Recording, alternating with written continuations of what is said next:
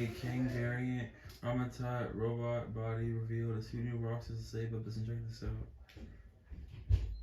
Welcome back to New Rockstars. I'm Eric Voss. Today, Ant-Man and the Wasp: Quantumania's post-credit reveals are now known to the world, but there is a major detail from the Kang dynasty that we haven't really discussed yet. Kang variant Pharaoh Rama isn't just an Egyptian ruler, he is part android. Robotic arms, a robotic torso beneath the ribcage, cruelly depriving audiences of the men's health eye candy they came to see. So is this still Rama? And if so, what the hell happened to him? How is he still alive? And what do these three Kangs' physical conditions tell us about the past wars that they fought? I'm actually digging into Quantumania even deeper today on our second channel, The Deep Dive. Please subscribe and enjoy that analysis, and you can support our growing network by grabbing some merch at nerdriot.shop, like one of these Vospanaut designs from our Deep Dive collection. Okay, of the three Kangs we first meet in the Quantumania mid-credit scene, Rama has arguably the most personality. He's the only one of the three with visible cheek scars, which he owns by painting gold, and he sports a smirk as he taunts the other Kang. It must really eat you up that you're not the one who killed him. Eats you up. A fitting choice of words for a Kang variant who looks like his lower half was devoured by scarab beetles.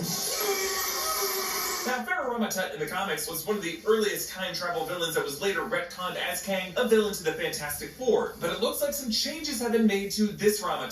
He carries a staff topped by an ankh, and his arms and lower torso are all cybernetic metal, rather than a metallic shell or a covering like what Bucky's vibranium Winter Soldier arm looks like. It looks like they covered Jonathan Major's body with a green suit to key out his body and replace it with empty space. To show that his flesh and organs are no longer there, our man has been reconstructed with metallic parts. His arm actually looks like the black and yellow stripes of the Winter Soldier vibranium arm, the more recent one from Infinity War onward, most recently seen in the Guardians Holiday Special when Nebula randomly gifted it to Rocket. But past Rama bicep, it actually looks like they might have used some of his original bones, like perhaps his actual ulna and radius, or maybe synthetic replacements, but either way, motorized by cybernetic parts. His torso, meanwhile, is completely non-existent, just a striped shell that matches his headpiece, covering his ribcage area, and beneath, a metallic spine that connects to the hip. No clue where his lungs are, his diaphragm, his liver, his intestines, his kidneys, no idea how he is alive, but you know, Kangs have superior technology, and he might actually be all robotic underneath, just using synthetic human tissue over the top like the Terminator, or perhaps similar to the tissue that Ultron created, enriched with vibranium atoms that eventually became Vision. But bringing up Ultron and Vision actually makes us wonder if this Kang could be using the same android or synthezoid tech that those guys use. We just saw Ultron sentries with similar hardware in the Baxter Foundation of Multiverse of Madness. My leading theory of late has been that Avengers Tower is currently occupied by a Kang variant, Mr. Gryphon of Kang Enterprises, and that's why we saw it pruned in the TVA Void, and I believe we saw Mr. Gryphon in his trim CEO suit teleporting to the Dynasty's Coliseum floor. This could all point to Kang's acquiring all available Stark tech, and in Rama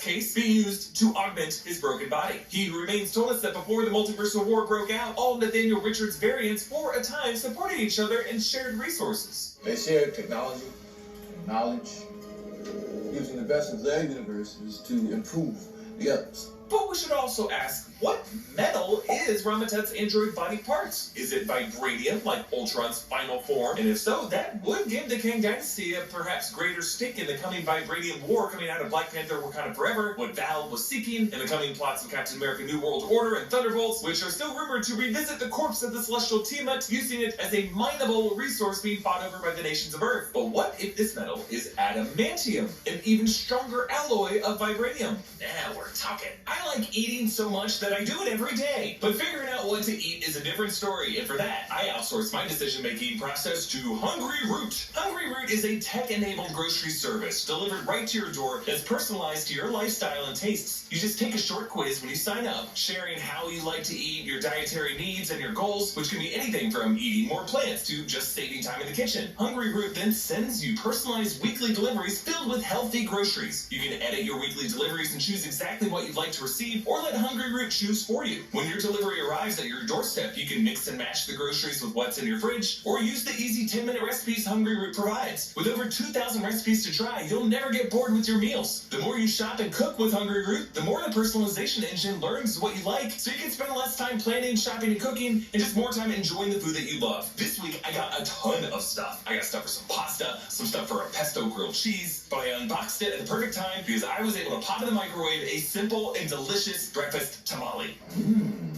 Oh god, I love a good tamale. I love a good breakfast. This is both. The first 100 people to use my code ROCKSTARS40 will get 40% off your first grocery order with Hungry Root. Use the link in the description or go to hungryroot.com and use the code ROCKSTARS40 to get 40% off. This Kang, Rama could be sporting the metallic skeleton of a Marvel hero that he killed in the past, a kind of trophy taken from that hero, a hero who might have snicked, ripped him in half, and left him like this, Wolverine. Now, if this were just Rama our minds would simply go to the Egyptian corner of the MCU and suspect that he has some history, or maybe a future history that we have yet to see, with Moon Knight and Khonshu. We have talked before about how Disney Plus's Moon Knight series included our first MCU shoutouts to Kang, Rama showing up on the back of that kid's jacket in Cairo, and then a QR code in the final episode that takes you to a 2019 Moon Knight Acts of Evil comic that pits Moon Knight and Khonshu against Kang. Moon Knight head writer Jeremy Slater also said that they plan to have someone mention Rama by name in an episode, but that line got cut. I suspect that the MCU will connect Rama with Moon Knight in some upcoming title, maybe Avengers Kang Dynasty. The matchup obviously makes sense, but I think the fact that all of these Kangs are so eccentric and scarred in unique ways tells us that these aren't exactly the versions of Kang from the comics. These guys have all had very specific past histories with a combination of the Avengers. Like Kang the Conqueror, the Exile in the Quantum Realm, indicated that he's killed so many Avengers that they start to blur together after a while. And he definitely killed a Thor at some point. These three Kangs refer to the Avengers as they, and they probably also have killed alternate universe Avengers and Marvel heroes in the past. And those battles are how they got these scars and disfigured forms. Immortus speaks with a dramatic croaked whisper, which many have compared to the voice Jonathan Majors used when he voiced that third timekeeper in Loki episode 4.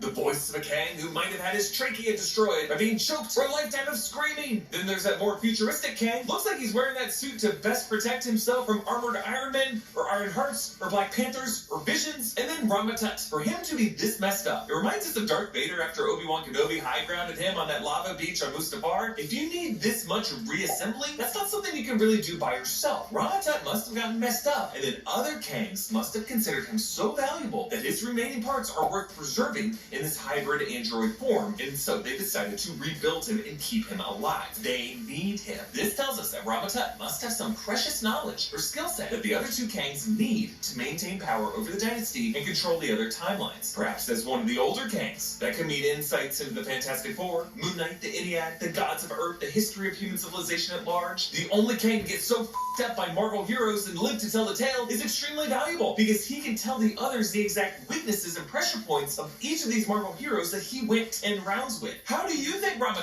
got this way? And are we seeing the first true adamantium skeleton in the MCU? And a reminder to subscribe to our new channel, The Deep Dive, and you can support by grabbing some merch at nerdriot.shop. Follow me on Instagram and Twitter at EABoss. Follow New Rockstars and subscribe to New Rockstars for more analysis of everything you love. Thanks for watching. Bye. Subscribe, like this video. Have a great day. See you guys. Bye.